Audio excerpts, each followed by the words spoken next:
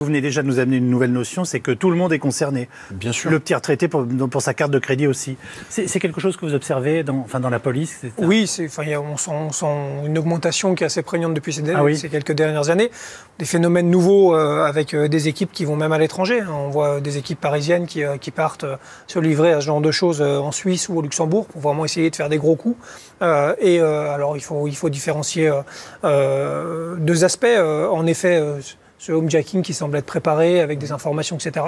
Et celui d'opportunisme et d'opportunité où, en effet, on va croiser une personne âgée qui semble avoir des signes extérieurs de richesse. On va le suivre et on va aller l'agresser chez elle. Est-ce que vous venez de nous suggérer, parce que dans vos propos, c'est ce qu'on pouvait comprendre, qu'il existe d'ores et déjà ce qu'on pourrait appeler des filières, où le terme vous semble excessif ou impropre? Non, c'est un peu excessif parce qu'en fait, contrairement à ce qu'on pourrait croire, c'est pas vraiment de la criminalité organisée. Je pense qu'il y a toujours un but derrière. C'est des équipes qui se montent pour essayer d'ailleurs, le but, il est essentiel. C'est parce qu'ils pensent faire un gros coup d'un coup, un butin.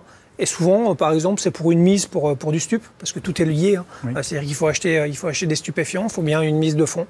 Et malheureusement, on le disait tout à l'heure, mais il faut regarder aussi la manière dont la criminalité s'adapte. Aujourd'hui, braquer une banque, c'est très compliqué. Oui. C'est sécurisé, les billets sont marqués, il y a moins d'argent qu'avant dans les banques. Un fourgon blindé, il faut des moyens, il faut de l'organisation, ça demande, et ça se fait de moins en moins. Et en fait, regardez ce qui peut rapporter beaucoup, malheureusement, avec peu de moyens, mis à part des moyens humains, c'est ce genre de criminalité. Qu'est-ce qu'il faut faire dans ce type d'enquête? Il y a une logique à suivre? C'est déjà l'enquête de voisinage, c'est la base. Évidemment, regarder le premier cercle, l'appel à la police technique et scientifique, forcément. Donc là, on sait qu'il y a des éléments qui ont été laissés. Apparemment, on a retrouvé un gant. Oui, mais ça parle un gant? Non, enfin, de moins en moins. On en parlera peut-être après, mais je fais le lien. C'est vrai qu'il y a un taux d'élucidation assez faible, mais on le dit, les séries américaines amènent leur lot d'ultra-violence. Oui, parce que maintenant, on est tous convaincus que le moindre truc peut être interprété. Sauf que de l'autre côté, justement, parce qu'ils regardent aussi ça, et les criminels s'adaptent souvent à ça. Non, mais pardonnez-moi, j'insiste, un gant qui a été porté, s'il a été laissé sur place par un des agresseurs, est-ce qu'on peut y trouver des traces ADN? C'est souvent le troisième gant, parce qu'ils mettent 3 couches. Et que c'est souvent pour ça qu'ils le perdent. Ah oui, je suis naïf, oui, d'accord. Oui. Et qu'en fait, ils s'adaptent au résultat de la police technique et scientifique et ils trouvent des parades. Aujourd'hui, on a des criminels qui se passent l'aspirateur sur les vêtements avant de rentrer dans une maison. On en est là. De sources sûres. Donc un gant, potentiellement, ça ne parle pas parce que s'ils font comme la plupart, malheureusement, c'est le deuxième ou le troisième gant. Il n'y a pas eu de vraisemblablement, ils n'ont pas exposé ou menacé avec des armes à feu. Alors ça explique pas le niveau de criminalité, mais quand même, les gros bandits en général, ils sont calibrés. On va pas se mentir. Si on est sur de la petite et moyenne délinquance, ça va être avec les moyens qu'ils ont, une matraque, un marteau, un couteau. Les réseaux sociaux, il faut faire attention.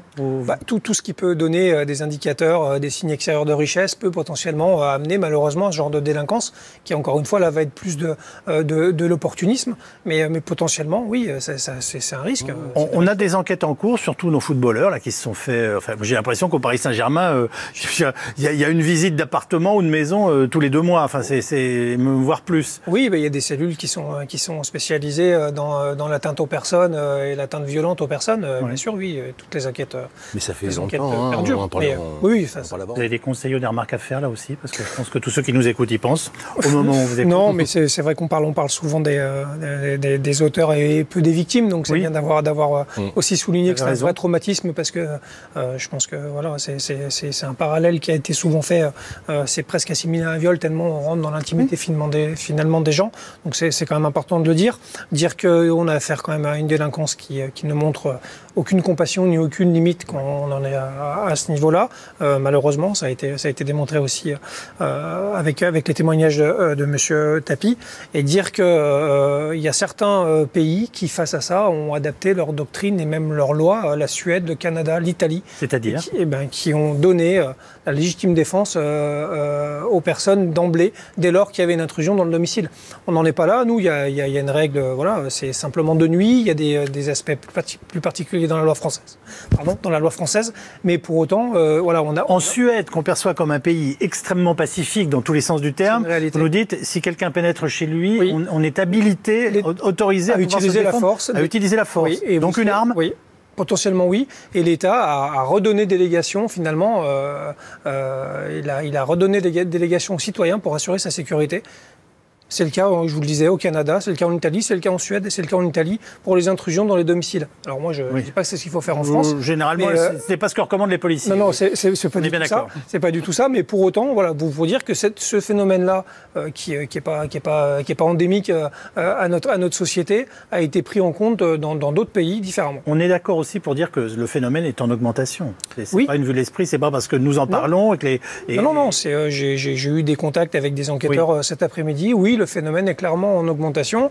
Encore une fois, c'est la criminalité qui s'adapte. Je l'ai redit, enfin je l'ai dit, je le redis. Vous ne pouvez plus braquer une banque, c'est trop compliqué. Vous ne pouvez plus faire des bijouteries de temps en temps, mais je veux dire, ça reste extrêmement risqué, il faut beaucoup de moyens. Malheureusement, c'est aussi une criminalité low cost qui s'adapte pour aller chercher un butin. C'est jamais gratuit, il y a quelque chose derrière. Souvent, c'est ce que constatent mes collègues, c'est pour se faire un coup de stup, il faut des fonds, il le faut tout de suite, on parle d'immédiateté. Et après, il y a aussi la partie crapuleuse, où finalement, c'est vraiment de l'opportunisme. Et on voit quelqu'un passer qui a l'air d'avoir de l'argent, une belle voiture, on le suit jusqu'à son pavillon et on le détrousse. On peut tuer pour 30 €? Malheureusement, ça peut arriver. Surtout si vous croyez qu'il y a beaucoup plus. Voilà, c'est ça le pire. C'est qu'en fait, les gens pensent vraiment qu'il y a beaucoup plus souvent et donc on rentre dans des violences extrêmes. Je parle de la réponse pénale rapidement. Oui. J'ai un exemple qu'on m'a donné cet après-midi. Oui, il risque la réclusion à perpétuité. Et malheureusement, un exemple là dernièrement de 2 personnes âgées agressées par 5 individus, vol par effraction, en réunion, avec armes, etc. Violence, hein. Violence physique. 7 ans de prison. Mais on est loin des 20 ou 30 ans qu'on risque. C'est que des peines maximum. Les vols à l'arraché dans les véhicules, combien de fois on dit aux personnes « laissez pas votre sac sur le siège passager », c'est ce genre de petits réflexes-là qui peuvent vous protéger, même si ça ne vous protège pas d'individus déterminés, mais en tout cas, ça évite des tentations.